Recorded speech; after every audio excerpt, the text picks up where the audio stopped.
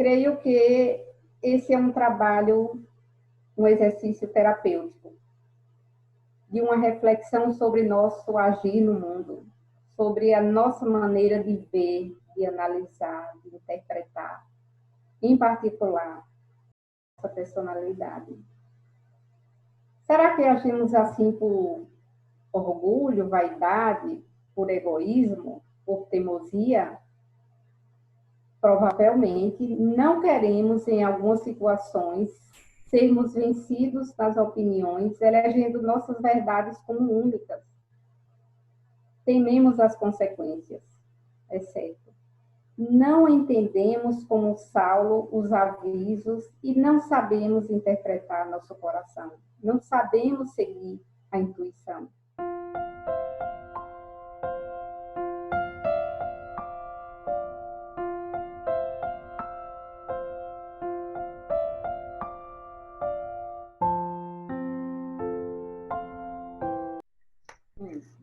Olá, amigos, nossas saudações cordiais. Estamos aqui mais uma vez para o canal Lições de Amor, nesse nosso quadro que é o Paulatino, do qual nós extraímos pequenas lições da obra Paulo e Estevão para tempos difíceis. Eu sou Patrícia Lins e hoje nós estamos recebendo uma convidada muito especial, Nelma Dantas. Por favor, Nelma, se apresente. Boa noite, meus amigos, admiradores de Patrícia, eu sou uma delas, e foi uma honra receber o convite. Tenho o maior prazer de estar aqui para conversar sobre Paulo de Tarso com vocês, com ela e com vocês. Então, gente, Nelma é espírita e é uma profunda estudiosa do Evangelho. Ela está assim meio acanhada, mas vocês vão ver a riqueza que ela vai nos trazer aqui hoje. E nós escolhemos para falar, para conversar, um dos trechos mais emocionantes de Paulo e Estevão, nada menos a cena do encontro dele com Jesus às portas de Damasco. E a frase que nós escolhemos para comentar hoje é: não recalcitres contra os aguilhões, que foi uma advertência amorosa. Emmanuel diz, né, que Jesus voltou-se a Saulo com uma inflexão paternal. Então, Nelma, te deixar à vontade para fazer seus ricos comentários, por favor. Tá bem, obrigada, Patrícia. Então,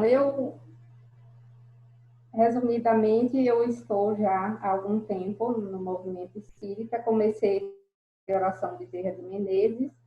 Lá trabalhei durante 12 anos.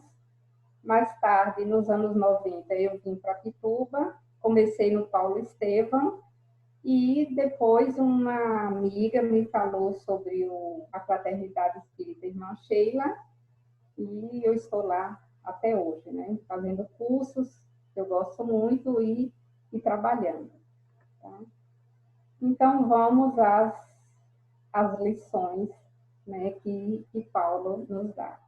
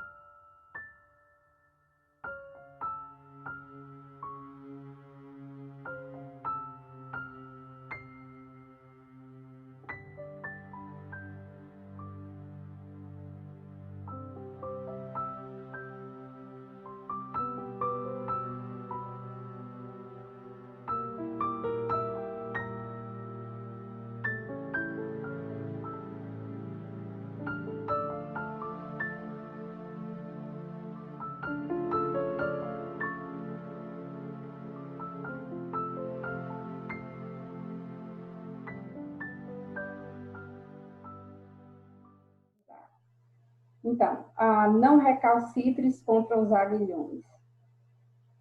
Etimologicamente, a palavra recalcitrar, o verbo recalcitrar, vem do latim recalcitro, recalcitrare. Re quer dizer para trás, mas recalcitrare, escoicear. Significa, então, desobedecer, obstinar-se, responder reagindo em contrário, negar, teimar. Ação de animal especial de sela, de desferir coisas. Por exemplo, o cavalo recalcitrou, recusando-se a andar. Já do substantivo aguilhão, também vem do latim aquileu, aquileus. Significa sofrimento intenso. Tudo aquilo indica agir. Estímulo. Ponta de ferro que, fixada na extremidade de um bastão, é usada para picar ou tanger bois, que é um ferrão. Aguilhão, então, na passagem bíblica, representa os obstáculos na vida, os avisos oferecidos por Deus para que possamos evoluir. Daí podemos entender que recalcitrar contra os aguilhões é resistir, insubordinar-se às orientações que estimulam e guiam a uma vida correta de acordo com os preceitos divinos. Então, e caindo em terra, ouviu a voz que lhe dizia: Saulo, Saulo, por que me persegues? E ele disse: Quem és, Senhor? E disse o Senhor: Eu sou Jesus a quem tu persegues. Duro para se calcitar contra os aguilhões. Atos 9, 4, 5 e Paulo 26, 14. Antes de nos concentrar na frase principal da nossa conversa, eu também queria chamar a atenção de outras duas frases, quando o nosso guia maior diz: Saulo, por que me persegues? Ou ele responde: Eu sou Jesus a quem tu persegues. Ele segue o mesmo esclarecimento de Mateus 23, 51, ou também que aparece no Evangelho segundo o Espiritismo, no capítulo 15, o seguinte: Então justos lhe responderão, dizendo: Senhor, quando te vimos com fome e te demos de comer, ou com sede e te demos de beber? E quando te vimos estrangeiro e te hospedamos, ou nu e te vestimos? E quando te vimos enfermo ou na prisão e fomos ver-te? E respondendo o rei lhes dirá: Eu vos digo em verdade, quantas vezes o fizerdes a um desses meus pequeninos irmãos, foi a mim mesmo que fizestes. Então conclui-se que se Saulo perseguia os seguidores de Jesus e os princípios do cristianismo, perseguia a ele, recalcitrava contra as orientações de Cristo. Então voltamos à frase principal: recalcitrar contra os aguilhões. O aguilhão, então, seria o nosso guia com o qual Jesus se utiliza para nos orientar, ajudar na senda individual de cada um dos seus filhos. Nós, os filhos de Deus, pedimos auxílio através da oração que ele mesmo nos ensinou, que Jesus nos ensinou. Vejam bem: Pai nosso que estás no céu, santificado seja o vosso nome. Venha a nós o vosso reino. Seja feita a vossa vontade, assim na terra como no céu. O pão nosso de cada dia nos dai hoje, perdoai as nossas ofensas, assim como nós perdoamos a quem nos tem ofendido. E não nos deixeis cair em tentação, mas livrai-nos do mal. Amém. Pedimos que seu reino de paz e amor viesse à nossa consciência. Aceitamos a vontade do Pai na terra e no céu. Pedimos que ele nos avisasse dos perigos e erros de rota, e não atendemos. Conforme o livro de Kardec, em A Gênese, capítulo 2, intitulado Deus, uma ação providencial é uma solicitude de Deus para com suas criaturas. O aguilhão, portanto, é uma ação providencial. A dor é o aguilhão que impede o homem para a frente no caminho do progresso. Também na Gênese, no capítulo 3, o bem e o mal.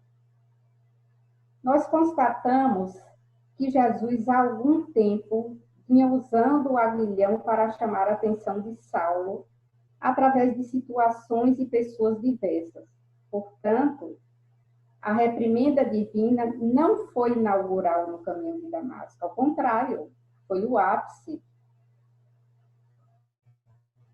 John Scott é um pastor britânico e em seus textos ele pergunta quais eram os aguilhões com os quais Jesus Cristo estava cutucando Saulo de Tarso.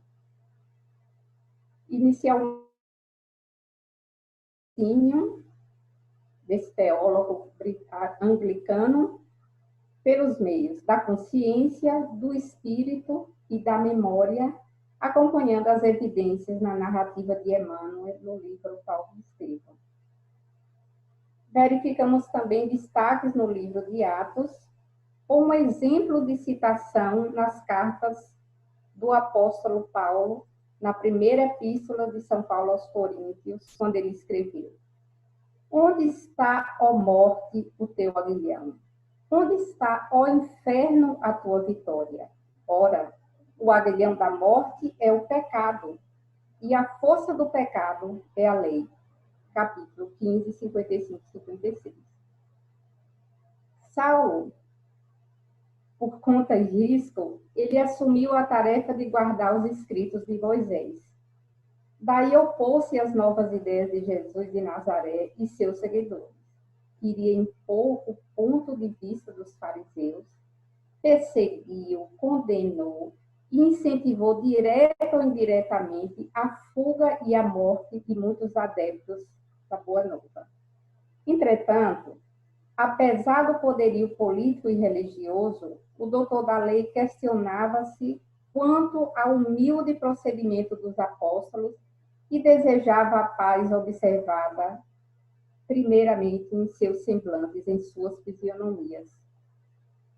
Vamos ver aqui Jesus atuando na consciência de Saulo.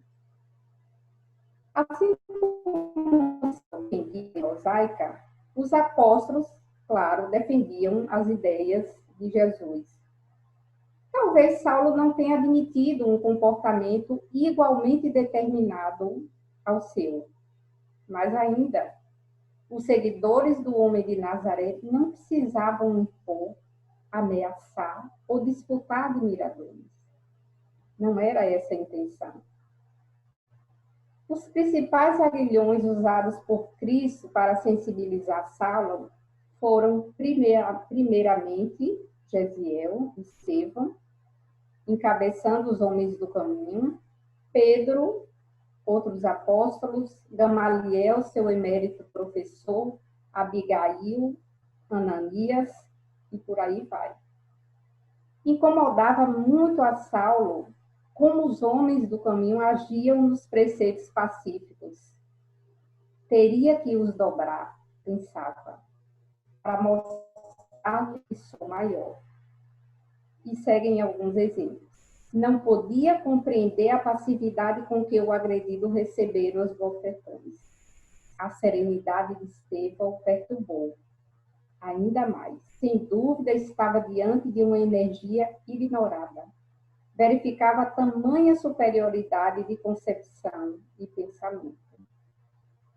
Entretanto, sem saber porquê, a resignação e a doçura do agonizante assaltavam-lhe o coração enrijecido.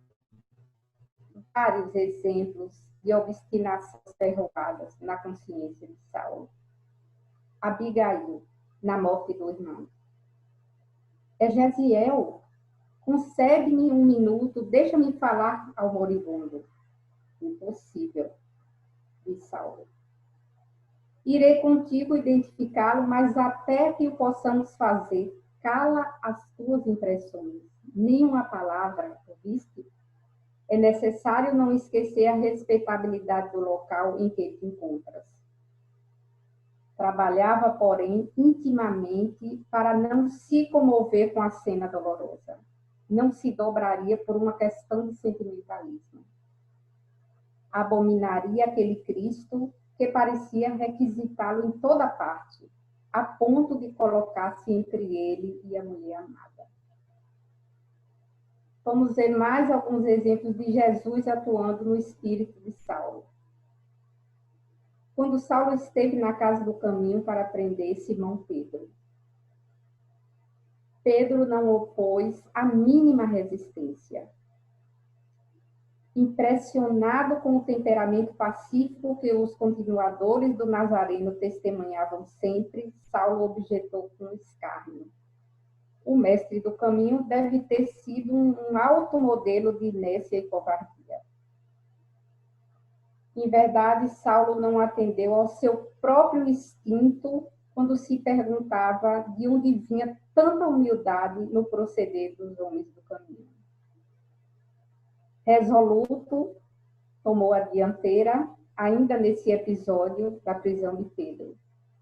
Penetrando ousadamente em busca dos apartamentos mais íntimos, porta a porta, encontrava mendigos que o fitavam, tomados de espanto e amargura. O quadro vivo de tanta miséria abrigada enchia-o de admiração, mas esforçava-se por não perder a infibratura implacável, de maneira a executar seus projetos nos menores detalhes. Abigail também era um aguilhão na medida em que eu incitava seu mundo sentimental, representado por ela, que também estava nele. Instigava o seu lado emotivo, compreensivo e calmo. Exemplo.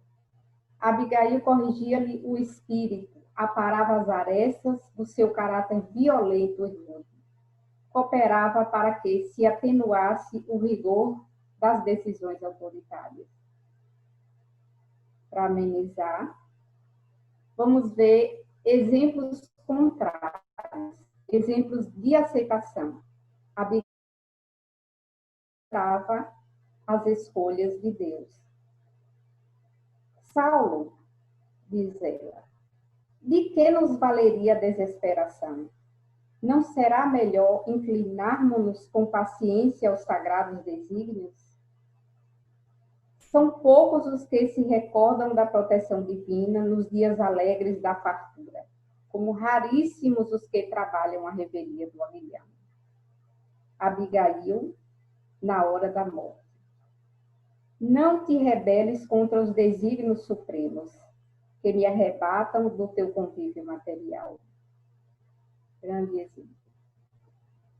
Vamos ver mais um pouco agora Jesus atuando na memória de Saulo.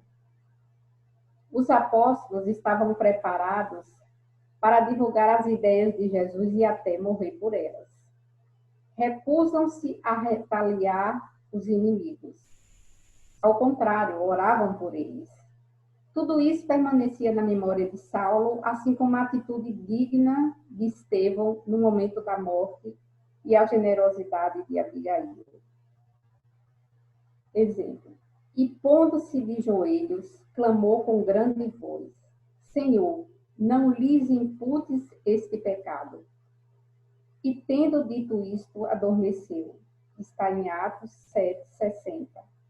Também no romance de Emmanuel, a voz de Estevão na agonia da morte: Senhor, não lhe imputes este pecado. Ouve, Gesiel, exclamou a irmã num desabafo. Que te ensinou esse Jesus para te levar a um fim tão doloroso? Quem assim abandona um servo leal, não serás antes um senhor cruel? Não penses dessa maneira. Jesus é justo e misericordioso. A mim, ensinou-me a amar os próprios verdugos. Todo o seu passado laborioso aclarava-se nitidamente naquele exame introspectivo. Dentre todas as figuras familiares, a lembrança de Estevão e de Abigail destacava-se, como a solicitá-lo para mais fortes interrogações. A presença de Ananias também revocava-lhe a memória os apelos mais sagrados. Ele, o iniciador de Abigail na doutrina e o motivo da viagem a Damasco, onde encontrara Jesus e a verdade renovadora. Um lindo exemplo de aconselhamento para não recalcitrarmos contra os aguilhões está no Evangelho segundo o Espiritismo, com o título O Homem de Bem. Lá diz: o verdadeiro homem de bem é aquele que tem fé em Deus, em sua bondade, em sua justiça, e em sua sabedoria. Sabe que nada ocorre sem sua permissão e se submete em todas as coisas à sua vontade. E mais adiante. Sabe que todas as vicissitudes da vida, todas as dores, todas as decepções são provas ou expiações e as aceita sem murmurar. Capítulo 17, Sede Perfeitos. Vamos ver aqui outros exemplos de concordância com o aguilhão no livro Paulo Estevão. Quando Abigail apresenta Saulo ao irmão, o moribundo contemplou sem ódio e acentuou: Cristo os abençoe. Não tenho no teu noivo um inimigo, tenho um irmão. Saulo deve ser bom e generoso, defendeu Moisés até o fim. Quando conhecer a Jesus, servi-lo-á com o mesmo fervor. Ser para ele a companheira amorosa e fiel. Os aguilhões que Jesus usava para despertar Saulo são inúmeros, vários. Ele recalcitrava a todos ferindo a si mesmo, constatado na frase: duro é para ti recalcitrar contra os aguilhões. O apóstolo dos gentios dificultava o seu progresso e retardava o início de sua missão. Todavia, foi vencido pela vontade divina. Não recalcitre contra os aguilhões. Saulo compreendeu. Desde o primeiro encontro com Estevão, forças profundas o compeliam a cada momento e em qualquer parte à meditação dos novos ensinamentos. O Cristo chamara-o por todos os meios e de todos os modos. Ali mesmo, no santuário augusto do Espírito, fez o protesto de entregar-se a Jesus para sempre. Senhor, o que quereis que eu faça? Pergunta-se, então, por que Saulo, representado em cada um de nós, recalcitra contra os aguilhões? Será que nós os percebemos quando nos citam? Muitas vezes imagino que não. É certo que precisamos investir mais no autoconhecimento. É certo que ainda somos imperfeitos, estamos ainda nessa caminhada progressiva. Precisamos buscar outras descobertas. Precisamos ver os nossos enganos e conhecer a origem dos nossos medos. Por que é tão difícil notá-los? Notar os aguilhões? Talvez porque não lembramos das promessas feitas no planejamento reencarnatório. Talvez porque os resquícios de erros anteriores ainda ressoam forte. Do recurso da dor pungente após várias tentativas, inclusive em várias espécies, para nos despertar. Vamos voltar a Saulo. Em que circunstâncias Saulo recalcitrava? Primeiro, nessa obstinada perseguição aos apóstolos, aos seguidores do Cristo, tendo o exemplo maior em Estevão, o mártir, que depois se torna seu guia. Desde o início. Por exemplo, durante a pregação de Estevão, o doutor da lei já se erguia para revidar: exijo a continuação da arenga. Se não conseguisse submetê-lo, odiá-lo-ia para sempre. Ou, esse Estevão pagará caríssimo a humilhação que pretendeu infligir-me publicamente. No dia seguinte à prisão de Estevão, procurou arregimentar as primeiras forças, abstendo-se, contudo, dos pacifistas. A inspiração dos prudentes não me interessava. Após a morte de Estevão, uma ocorrência entre Saulo e Abigail. Quis avançar, apertá-la contra o peito, cobrir-lhe de beijos a fonte bondosa e inocente. Súbito, porém, vieram-lhe à mente os seus títulos e atribuições. Via Jerusalém revoltada, tisnando-lhe a reputação de amargas ironias. O futuro rabino não poderia ser vencido. O doutor da lei rígida, implacável, devia sufocar o homem para sempre. Saulo também recalcitrou contra isso, claro. Obcecado pela ideia de resguardar o patrimônio farisaico, o moço tarcense entregava-se aos maiores desmandos e tiranias contra o próprio Jesus Cristo. Saulo parecia dominado por uma indiferença criminosa. As rogativas mais sinceras encontravam no seu espírito um rochedo áspero. Imputavam o insucesso dos seus sonhos de mocidade àquele Cristo que não conseguiria entender. Odiá-lo-ia enquanto vivesse. Não sendo possível encontrá-lo para uma vingança direta, persegui-lo-ia na pessoa de seus caudatários através de todos os caminhos. Ao contrário de recalcitrar, o maior exemplo de aceitação da palavra divina vem do próprio Jesus ao morrer na cruz.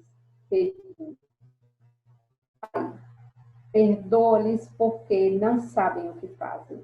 Lucas 23, 34. Paulo também recalcitrou com Abigail. Não haveria um meio, diz Abigail, de me poupares a esse espetáculo, o espetáculo do julgamento e morte de Estevão. Insistiu timidamente. A morte de meu pai, no suplício diante da soldadesca brutal, jamais me saiu da mente. Saulo não dissimulou a contrariedade e respondeu: porventura não estarás compreendendo? Via no outro o seu engano. Diz a Abigail: é lamentável que o prisioneiro se haja mostrado recalcitrante a ponto de me compelir a providências extremas. Também recalcitrava com Ananias. Quero dizer que preciso encontrar Ananias a fim de castigá-lo devidamente. Os maiores motivos de Saulo recalcitrar contra os aguilhões são o cumprimento à lei mosaica e aos ditames do cargo político-religioso de doutor da lei. Seu temperamento autocrata não permitia nenhuma palavra, nenhuma ação contra a instrução religiosa tradicional judaica que havia recebido. Além disso, suas características de personalidade também eram razões. Dominância, orgulho, vaidade, todas elas presentes em cada um de nós. E nós? Perguntamos. Em que circunstâncias recalcitramos na vida? É uma reflexão que deixo aqui. Creio que esse é um trabalho, um exercício terapêutico, de uma reflexão sobre nosso agir no mundo, sobre a nossa maneira de ver, de analisar, de interpretar, em particular, nossa personalidade.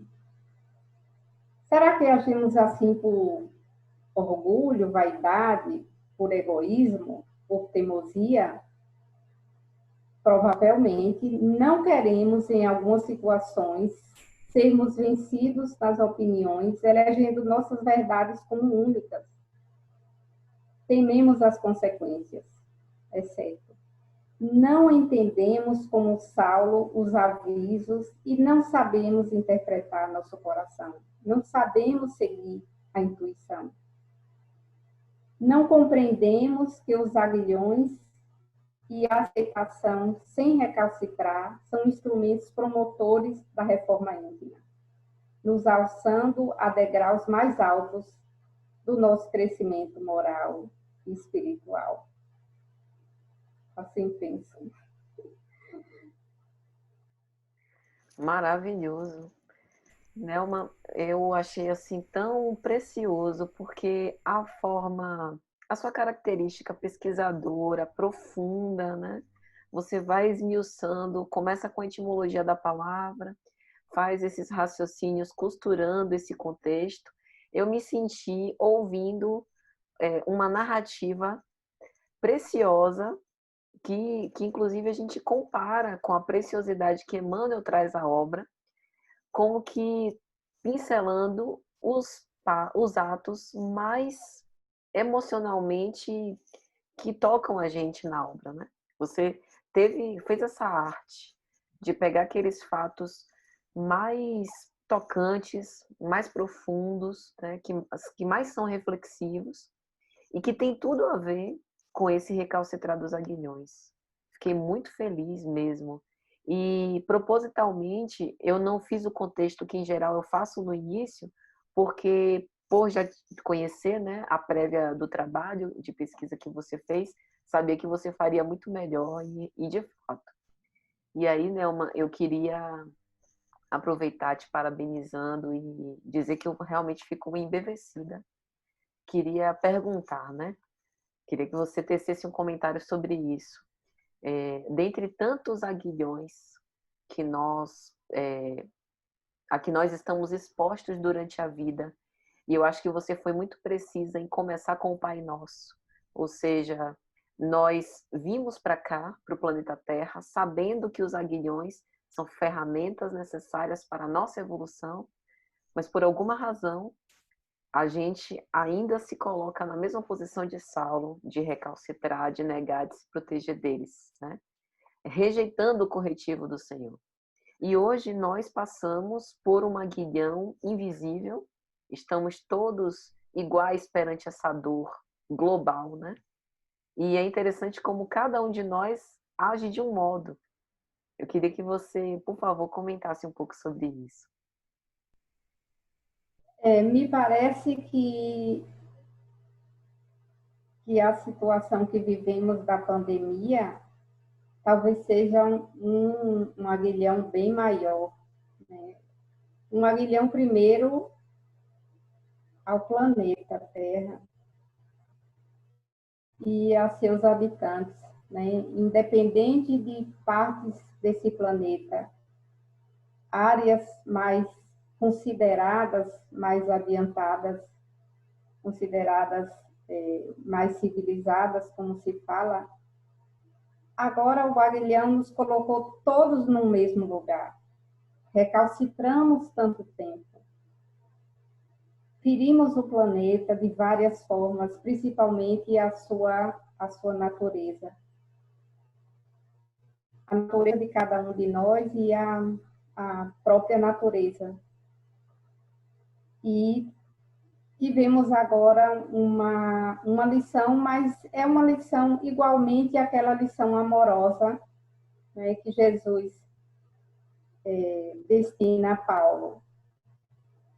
Estamos compreendendo, alguns mais, outros ainda não, mas é preciso refletir muito que não se trata de um castigo, mas é aquela ferroadazinha amorosa, né? Estamos, vamos dizer, recebemos um convite da espiritualidade, né? Para que ficamos literalmente em casa a pensar, a refletir. Mas, acima de tudo, acho que precisamos agradecer, reconhecer esse convite amoroso e agradecer, porque ainda temos essa chance. Estamos no caminho e Deus nos dá mais uma chance para que aceitemos os desígnios divinos. Maravilha. Nelma, por favor, te convidaria para as considerações finais. Eu agradeço o convite de Patrícia e gosto muito de fazer isso. Gosto muito de buscar os rastros e pesquisar também é conhecer a nós mesmos, não? E há tanto que buscar, há tanto que rastrear, há tanto que desenterrar das lições evangélicas. Agradeço muito, Padre, essa chance e, quando quiser, estou à disposição. Já está convidada para retornar. Nós que agradecemos, né? Obrigada. Boa noite a todos vocês. Um grande abraço virtual. Boa noite.